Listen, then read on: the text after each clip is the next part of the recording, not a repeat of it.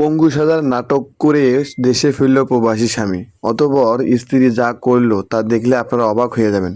সবাইকে বলতেছি ভিডিওটি না টেনে সম্পূর্ণ দেখতে থাকুন। কি ব্যাপার বলো না, তোমার কি হয়েছে? হাত কোথায় তোমার? কি হলো কথা বলো। ব্যথা পাই তো। ব্যথা পাচ্ছ মানে? হয়েছে কি, আমি যে রডের কাজ করতাম না বিদেশে, ওখানে রড কাটতে গিয়ে গ্রাইন্ডিং মেশিনের ব্লেডটা খুলে গিয়ে আমার হাতে লাগার পর অনেকটা জায়গা কেটে যায়। যাওয়ার পর ডাক্তারের চিকিৎসা অনুযায়ী ভালো করার চেষ্টা করছিলাম অনেক, কিন্তু দিন দিন ঘাটা বাড়তেছিল। পরে গিয়ে ডাক্তার সাজেস্ট করলো যে তোমার হাতটাই কেটে ফেলতে হবে, তাই হাতটা কেটে ফেলতে হয়েছে। বাবা বুঝছো? বাবা তুই মা? আইছ? হ্যাঁ, বাবা মা। তোর কি হয়েছে? এ কি অবস্থা বাবা? তোর হাত কই বাবা? মা শোনো, শোনো না মা। বাবা বাবা তোর কিছু হয় নাই তো? না না, তুই ঠিক আছিস তো বাবা? আমি ভালো আছি মা, আমি ভালো আছি, আমি সুস্থ আছি। শোনো মা, আমার হাতটা কেটে ফেলতে হয়েছে একটা কারণে। শুনেন, আপনাদের নেকা কান্না বন্ধ করেন। নাটক অনেক দেখছি, আর দেখতে পারবো না। আপনার এই পুঙ্গ ছেলেকে নিয়ে ঘরে যান, গিয়ে আদর আপ্যায়ন করেন, আর পারলে মাথায় একটু পানি দিয়ে দেন, কারণ সে তো অনেক দূর থেকে আসছে, পানি তো দিতেই হবে। যান, নিয়ে যান। আপনার এই পুঙ্গ ছেলের সাথে আমার থাকার কোনো ইচ্ছা নাই। যান, ভিতরে নিয়ে যান। বৌমা তুমি এসব কি বলছো? কি বলছি বুঝেন নাই? না আবার বলতে হবে? দেখি তুমি সরো তো। বাবা তুই এখানে বস। বাবা তোর আর তো কোনো ক্ষতি হয় নাই, তুই ঠিক আছিস তো? না মা, আমি ঠিক আছি, সমস্যা নেই। তুমি এমনি কান্না করো না, আমি ভালো আছি। বাবা তোর একটা হাত গেছে, কি হয়েছে? আল্লাহর কাছে লাখ লাখ শুকরিয়া যে তোর কিছু হয় নাই। তোর কিছু হইলে আমি বাঁচতে পারতাম না, আমি মরে যাইতাম। মা শোনো, তুমি এভাবে কান্না করো না। আমি বলছি না আমার সব ঠিক আছে, আমি ভালো আছি। একটা হাত গেছে তো কি হয়েছে, আল্লাহর রহমত আমি যতটুকু ইনকাম করছি সেটুকু হলে আমাদের চলে যাবে। তুমি কান্না করো না মা, আমি সেজন্য তো বাড়িতে আসলাম, তোমার দেখাশোনা করব। তুমি এখন অসুস্থ হলে তোমার ওষুধ নিয়ে যাতে কিনে এনে খাওয়াবো, এর জন্য চলে আসলাম। তোমার কোনো টেনশন করতে হবে না মা, আমি আছি তো। আমার একটা হাত গেছে তাতে কোনো সমস্যা নেই, তুমি তো আসছো, কোনো টেনশন নেই। বৌমা তুমি কোথায় যাচ্ছ? কোথায় যাবো আর? আমি আমার বাবার বাড়ি চলে যাচ্ছি। বৌমা বাবার বাড়ি চলে যাচ্ছ? এটা কিরকম কথা? মাত্র আজকে আমার ছেলেটা আসলো। আসুক, আমি এর মতো পুঙ্গর সাথে সংসার করতে পারবো না, তাই আমি আমার বাবার বাড়ি চলে যাচ্ছি। ভাবি, এসব আপনি কি বলতেছেন? ও একটা দুর্ঘটনার শিকার, কি এ সময় আপনি ওর পাশে থাকবেন? তা না করে আপনি ওকে ছেড়ে চলে যাচ্ছেন, এটা কি আপনি ঠিক করতেছেন? ঠিক না ভুল সেটা আমি আপনার কাছ থেকে শুনবো না, আমি চলে যাব। এটাই। এটাই কি আমার পাওনা ছিল? এটাই আমার পাওনা ছিল? হ্যাঁ, এটাই তোমার মতো পুঙ্গ মানুষের পাওনা। এটা তুমি কি বলতেছো? তুমি বারবার একটা কথাই বলতেছো, পঙ্গু মানুষকে নিয়ে আমি কি করব, পঙ্গু মানুষকে নিয়ে আমি কি করব? আমি একটা দুর্ঘটনার শিকার, সে কারণে তো আমার হাতটা চলে গেছে। দেখো, দুর্ঘটনা হোক আর তুমি ইচ্ছে করেই করো, তুমি তো পুঙ্গ হয়েছো, এখন তো আর ইনকাম করতে পারবে না। আমি কি তোমাকে নিয়ে রাস্তায় ভিক্ষা করবো নাকি? এই কি বলতেছো তুমি এসব? হ্যাঁ, আমি ভিক্ষা করতে পারবো না, তাই আমি আগেই চলে যাচ্ছি। তুমি ভিক্ষা করতে পারবে না? না ভিক্ষা করতে পারবে না? আমি পঙ্গু, হ্যাঁ অবশ্যই আমি পুঙ্গ। পঙ্গু। এটা আমার কি? এটা কি? এটা আমার হাত না?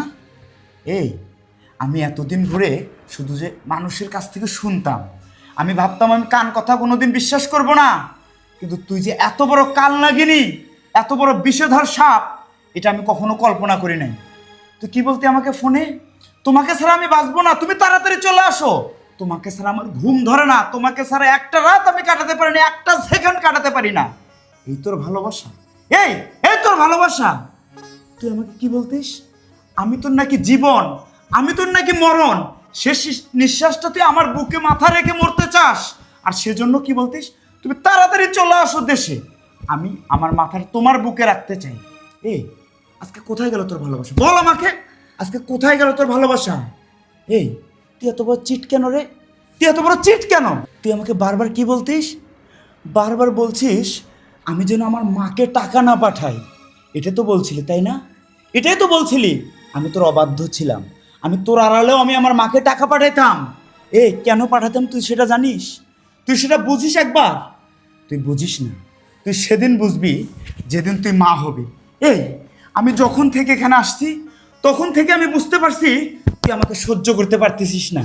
আমাকে দেখে তোর গা জ্বলতেছে, কিন্তু আমার মাকে দেখছিস, আমার গর্ভধারিণী মা যে আমাকে 10 মাস 10 দিন তার পেটে রাখছিল, সে দৌড় দিয়ে আমার কাছে আসছে, আমাকে বুকে জড়াই নিছে, খোকা তোর কি হয়েছে কি হয়েছে কি হয়েছে, সে কান্না করতেছিল। আমি তার নামে তো ব্যাংক ব্যালেন্স করি নাই, তাকে তো আমি লাখ লাখ টাকা দেই নাই। সে আমাকে কতটা ভালোবাসে দেখছিস? কিন্তু তোর ভালোবাসা মিথ্যা, তোর ভালোবাসা ছিল অভিনয়, তোর ভালোবাসা ছিল ছলনা।